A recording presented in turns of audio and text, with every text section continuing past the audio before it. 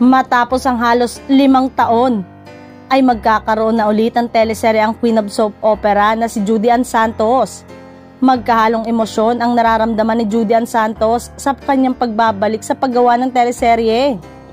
Kabilang si Judy Ann sa The Bagman na pagbibida ni Arjo Atayde. Ngayon na lang ulit ako gumawa ng series, nandyan excitement, nervous at cold feet. Hindi ko alam saan ako magsisimula.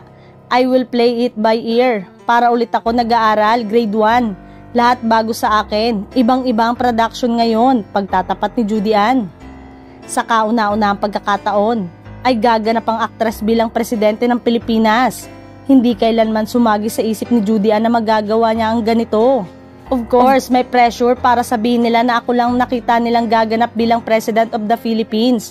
It is something na hindi ko nakita, di ko gusto paniwalaan. Nung nabasa ko ang script, it was very interesting. The role was interesting. It was very challenging. And to be able to work with Arjo, John Arcilla, and new production. It is something to look forward to. The pressure is really strong, but it is good thing. Na-stress ako.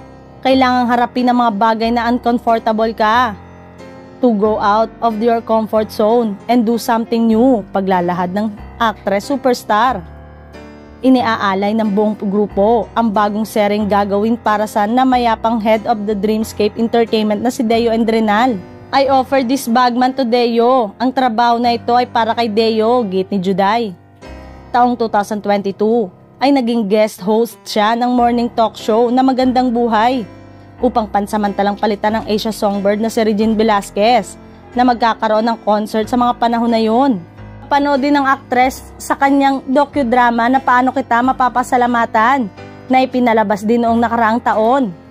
Pero pagdating sa mga teleserye, huling bumida si Judy Ann sa teleserye ng ABS-CBN na may titulong Starla noong 2019.